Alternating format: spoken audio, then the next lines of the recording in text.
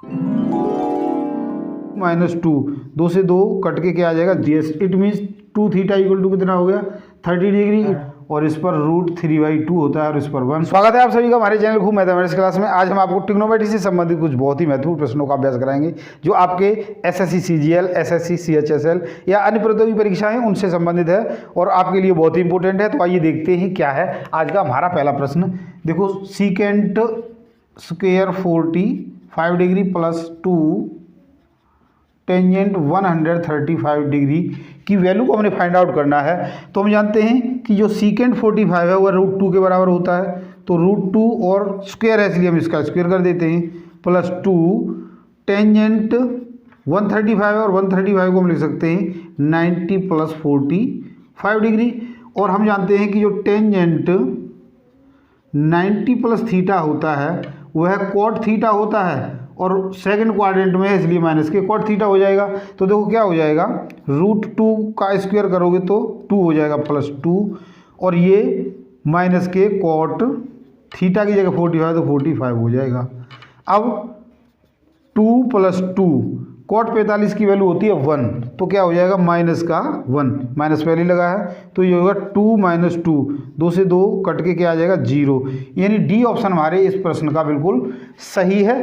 Next question देखते हैं, question number 2 second question है, उसका सोल्यूशन देखते हैं। देखो कितना आसान तरीके से हम आपको कराएंगे। 2a ये दिया है cos 45 degree and cos he 15 degree, cos 15 degree minus sin 45 degree and sin 15 degree, इसका मान 1 के बराबर है। तो a की वैल्यू निकालनी है। तो देखो पहले हम एक फॉर्मूला लिख लेते हैं, क्या है cos a minus a plus b equal to होता है cos a cos b और minus sin a sin b। हम पहले ही आपको एक वीडियो में कॉन्सेप्ट सारा क्लियर करा चुके हैं। तो देखो यहाँ पर यही फॉर्मूला बनता है cos a cos b minus sin a sin b cos a plus b, तो a ये हो जाएगा cos 45 प्लस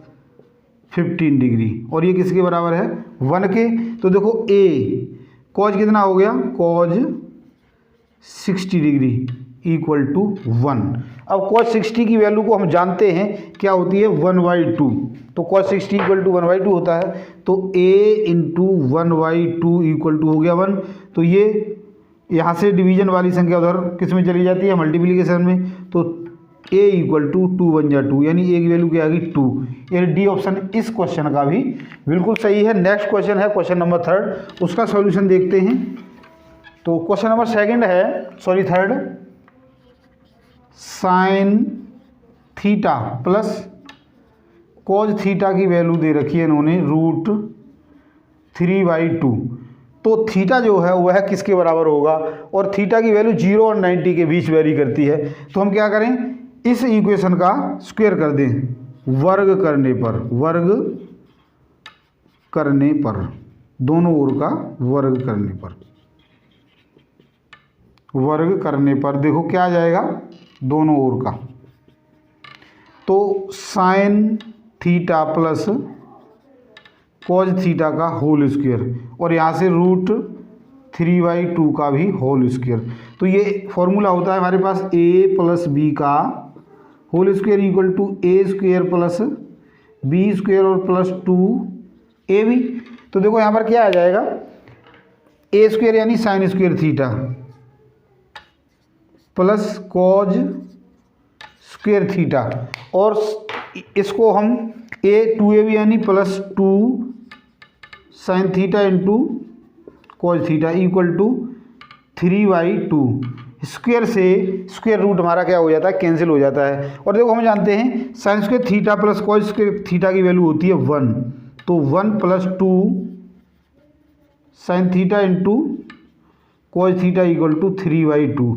तो 2 साइन थीटा कॉज थीटा होता है साइन 2 थीटा, ये फॉर्मूला है। तो 3/2 माइनस 1, तो यहाँ पर एलसीएम ले लोगे 2 3 माइनस 2, तो क्या हो जाएगा sine 2 theta equal to sine 2 theta equal to हो गया 1/2, और 1/2 की वैल्यू हम जानते हैं sine 2 theta equal to sine में क्या होती है, साइन 30 की वैल्यू होती है। It means 2 theta equal to कितना हो गया 30 degree. It means theta equal to 30/2 degree, यानी थीटा की वैल्यू कितनी आ गई 15 डिग्री, यानी 15 डिग्री का एंगल होगा। तो डी ऑप्शन इस क्वेश्चन का भी बिल्कुल सही है। नेक्स्ट क्वेश्चन है क्वेश्चन नंबर 4। तो देखो क्या दिया है क्वेश्चन नंबर 4 में, यदि x और y द्वितीय पाद में है, इट मीन्स ये सेकंड क्वाड्रेंट में है। द्वितीय पाद means second quadrant, first second, यानी इसमें है। इसका मतलब यहाँ 90 होता है और यहाँ पर 180, यानी इनकी वैल्यू 90 से 180 के बीच में है।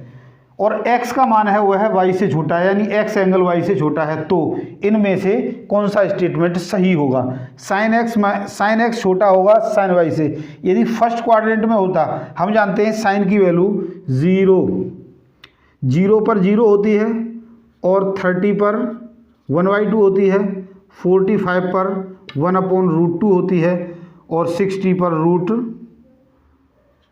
√3/2 होती है, और 90 पर 1 होती है। फर्स्ट क्वाड्रेंट में 0 से जब हम यहाँ चलते हैं तो ये बढ़ती है। जैसे यदि आप इसका ग्राफ बनाओगे तो क्या होगा, पहले ऐसे बढ़ेगी 90 तक बढ़ेगी, फिर नीचे आओगे तो फिर ये घटेगी। यानी सेकंड में कौन बड़ा होगा तो वैल्यू कम होगी और छोटा होगा तो ज़्यादा होगी। इसका मतलब sine x is greater than sine y, यानी छोटा एंगल है तो वो बड़ा हो जाएगा। तो बी ऑप्शन सही है। इसका ग्राफ आप जानते हो, फिर इस तरीके से ऐसे चलता है, आपने देखा होगा। तो सेकंड क्वाड्रेंट में साइन की वैल्यू एंगल के साथ घटती जाती है, अर्थात हमारा जो ऑप्शन नंबर बी है वह इसका बिल्कुल सही है। नेक्स्ट क्वेश्चन है क्वेश्चन नंबर 5। 135 बराबर होगा किसमें, रेडियन में। तो देखो 135 डिग्री को हम रेडियन में बदलेंगे तो क्या होता है, π/180 कर देते हैं। अब ये 45 से 4 बार कट जाएगा, 45 दूनी 90 और 90 दूनी 180, और ये 45 से कितने बार कटेगा, 3 बार। तो कितना हो गया 3π/4 वैल्यू आ गई। बिल्कुल आसान था, बी ऑप्शन इसका बिल्कुल सही है। अब 6 क्वेश्चन है, इसको भी हम ऐसे, थीटा का मान 0 से π/2 बढ़ता है। इसका मतलब हम फर्स्ट क्वाड्रेंट में ही रहते हैं। 0 to π/2, ये 0 है और ये 90 है, 90 को π/2 कहते हैं।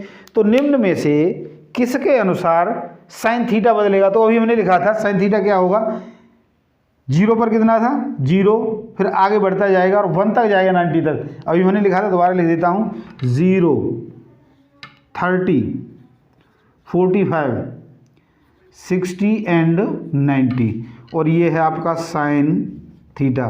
0 पर क्या होता है, 0 होता है, 30 पर 1/2 होता है, इस पर 1/√2 होता है, और इस पर √3/2 होता है, और इस पर 1, यानी 0 से 1 जा रहा है। इसका मतलब बी ऑप्शन इसका बिल्कुल सही है। तो आशा करता हूँ मेरे द्वारा समझाए गए इन प्रश्नों को आपने अच्छे से समझ लिया होगा। समझ लिया, हमारी वीडियो को पसंद किया तो लाइक और शेयर जरूर करें, और यदि अब तक आपने हमारे चैनल को सब्सक्राइब नहीं किया तो प्लीज़ सब्सक्राइब जरूर कर लें। आज के लिए इतना ही, कल फिर मिलते हैं ऐसे ही कुछ और प्रश्नों के साथ। धन्यवाद।